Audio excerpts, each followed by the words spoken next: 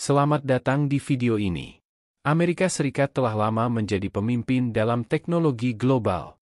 Namun, secara mengejutkan, AS mendapati dirinya sedang mencari teknologi penting dari Tiongkok yang terbukti sulit dipahami. Meskipun ada tawaran diplomatik berulang kali dan dukungan finansial besar. Teknologi ini adalah buatan Tiongkok, mesin pencetakan 3D logam yang unik dan terintegrasi secara global. Banyak orang mungkin berasumsi bahwa pencetakan 3D tersebar luas dan mudah ditiru. Namun kemajuan Tiongkok dalam bidang ini 5 tahun lebih maju dibandingkan negara-negara lain di dunia, menempatkannya pada tingkat yang tak tertandingi oleh negara lain, termasuk Amerika Serikat. Tiongkok telah menerapkan kontrol ekspor yang ketat pada teknologi ini untuk memastikan bahwa inovasi intinya tetap dilindungi dengan ketat. Negara-negara seperti Amerika Serikat, Jerman, dan Inggris, yang pernah memimpin dalam teknologi pencetakan 3D, kini tertinggal. Setelah lebih dari 1 dekade melakukan penelitian independen dan berkomitmen pada inovasi, Tiongkok telah melampaui para pemimpin tradisional ini dalam berbagai bidang, seperti fusi lapisan bubuk laser dan proses peleburan.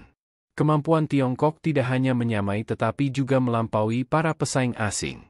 Terobosan yang dilakukan oleh perusahaan dan lembaga penelitian Tiongkok telah memposisikan negara tersebut sebagai pemain penting dalam lanskap pencetakan 3D global, memberikan kontribusi besar bagi industri dirgantara, dan mengukuhkan reputasinya sebagai inovator teknologi.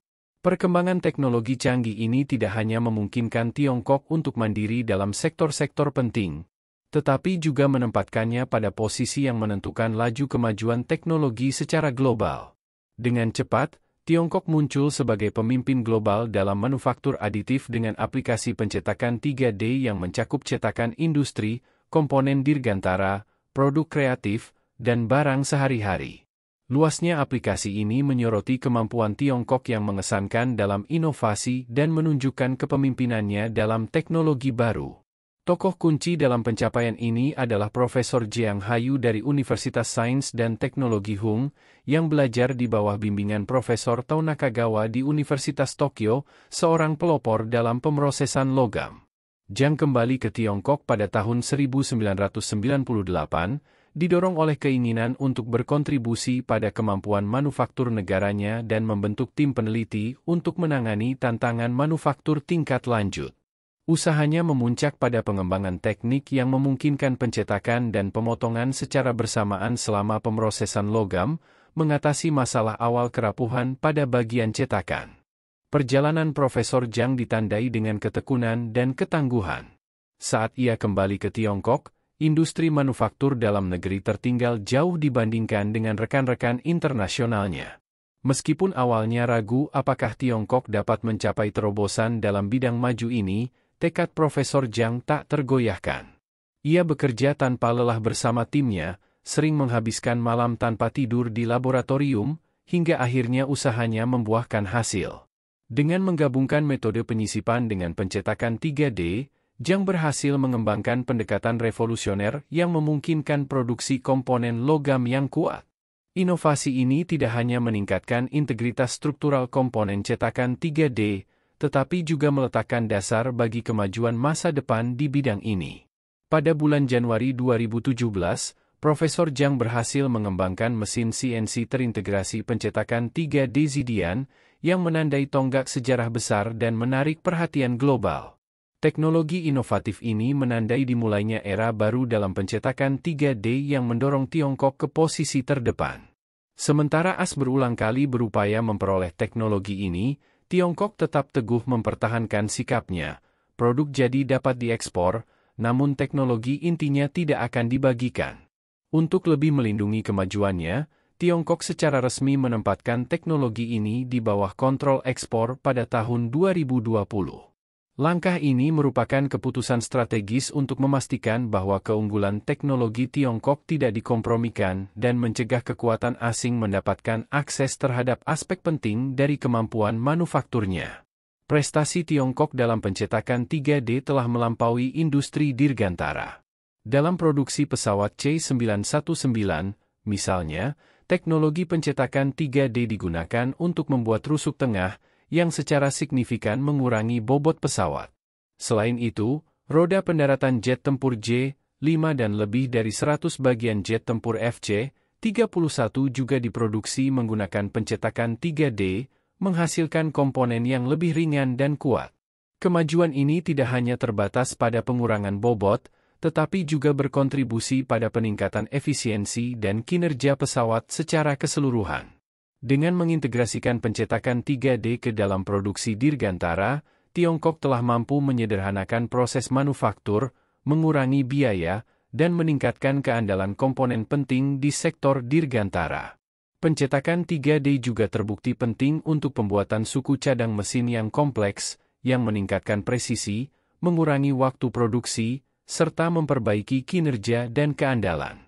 Kemajuan ini secara signifikan telah memperkuat kemampuan Dirgantara Tiongkok, memungkinkannya untuk bersaing dengan, dan bahkan melampaui, beberapa produsen Dirgantara tercanggih di dunia. Sebelum melanjutkan lebih jauh, beritahu kami apakah Anda menyukai videonya. Jika ya, silakan klik suka dan bagikan, dan mari kita lanjutkan. Penggunaan teknologi pencetakan 3D di Tiongkok tidak hanya menumbuhkan pemahaman yang lebih dalam tentang konsep teoritis, tetapi juga mendorong keterampilan inovasi dan pemecahan masalah. Secara proaktif, penggunaan teknologi ini semakin meluas di Tiongkok, menciptakan gelombang inovasi di berbagai sektor masyarakat dan mendorong kemajuan tidak hanya dalam industri teknologi tinggi tetapi juga dalam kehidupan sehari-hari. Meskipun Tiongkok masih menghadapi beberapa kesenjangan dibandingkan dengan perusahaan internasional maju tertentu, kesenjangan ini semakin sempit. Tiongkok unggul dalam penerapan praktis teknologi yang ada dan menunjukkan potensi kuat untuk inovasi, terutama dalam integrasi kecerdasan buatan, AI, dan pencetakan 3D. Para peneliti dan perusahaan di Tiongkok aktif menjajaki terobosan interdisipliner lebih lanjut untuk memperkuat posisi Tiongkok di garis depan kemajuan teknologi global. Integrasi AI dalam proses pencetakan 3D menjanjikan presisi dan efisiensi yang lebih besar, karena algoritme pembelajaran mesin dapat mengoptimalkan parameter pencetakan secara real-time, mengurangi limbah, dan meningkatkan kualitas produk akhir. Konvergensi teknologi ini diperkirakan akan menghasilkan terobosan signifikan di tahun-tahun mendatang, yang semakin memperkuat kepemimpinan Tiongkok dalam manufaktur canggih. Mesin CNC pencetakan 3D Xidian yang terintegrasi lebih dari sekadar pencapaian teknologi, tetapi merupakan aset strategis bagi Tiongkok.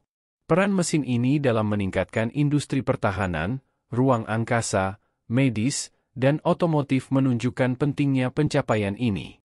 Dengan kemajuan pesat dan penerapannya yang luas, teknologi pencetakan 3D siap menjadi landasan strategi Tiongkok untuk menjadi pusat kekuatan teknologi global. Ini memberikan peluang dan tantangan, seperti menjaga kualitas, melindungi kekayaan intelektual, dan mengatur industri. Saat Tiongkok terus mendorong batas-batas yang mungkin dicapai dengan pencetakan 3D, negara ini menyiapkan panggung untuk masa depan di mana manufaktur maju berperan penting dalam pembangunan ekonomi dan teknologi. Keberhasilan berkelanjutan dari inisiatif-inisiatif ini akan bergantung pada kemampuan Tiongkok untuk menavigasi lanskap persaingan internasional yang kompleks, melindungi aset-aset teknologinya, dan membina lingkungan yang mendorong inovasi lebih lanjut. Bagaimana pendapat Anda mengenai video ini? Jika Anda punya pendapat, silahkan tuliskan pendapat Anda pada bagian komentarnya.